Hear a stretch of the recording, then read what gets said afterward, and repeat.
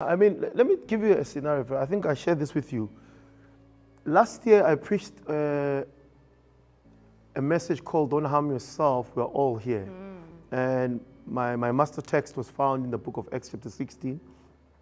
We often look at the scenario around, how Paul and Silas praised their way out. Sure. Chains fell down. I mean, if I had a microphone, I'd go at it right now.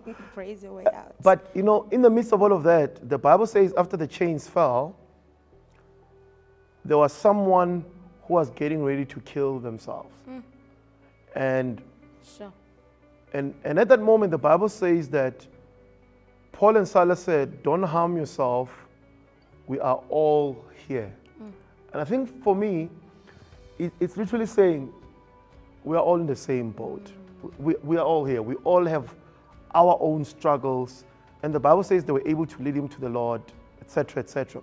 But here's the thing, before I preach that message, so I'm sitting right where you at, that's where my chair is usually at. I'm about to go on stage, and as I'm about to go on stage, I have a panic attack. I couldn't believe myself. Like, what the heck just happened? Like, am I really gonna have a panic attack just before I preach? Okay, so sit down, I tell my wife of the whole scenario, and okay, cool, mustered the courage to go and preach. And God was able to help so many people. But in all of this, the point is, I'm trying to say is that in bringing across a new message, there is often resistance that you are going to face. Yeah. My resistance was the fact that I had to face the very same anxiety that other people were going through. But now, funny thing is that from that point onwards, it became somewhat of a common occurrence where I would wake up literally shivering, scared, like, what's going on? I'm a pastor, right? Praying for people. Paul says, having nothing yet making many rich. In the very same area where I was ministering so powerful, I was struggling. And my wife once said to me, she's like, "Champ, you're a man of God, bro. Take authority over this." Sure. I took authority over it. And I haven't struggled ever since then.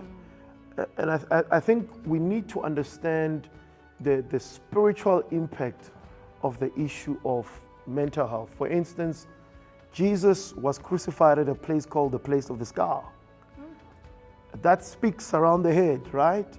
When we see Jesus Christ after resurrection, the Bible says that, the very cloths that we used to cover his head, they found them on the ground. And that's to say that in as much as I've come through the whole resurrection experience, I still need to take charge of my experiences. But I think maybe just going back to it is that in terms of, let's say, addressing this issue, we have to have a lot of boldness. We need to be audacious and not be softies. And understanding that, the church itself has to go on a journey. We are all on a journey. There's a lot of things we don't know. There's a lot of things we didn't know. But today we are embracing them. And they've become great tools. So I also just want to commend you for the fact that, you didn't see the initial resistance as a way of saying, I'm not allowed to talk into them. Now people are in a place where they're engaging you. So, I commend you for that. Yeah, thank you.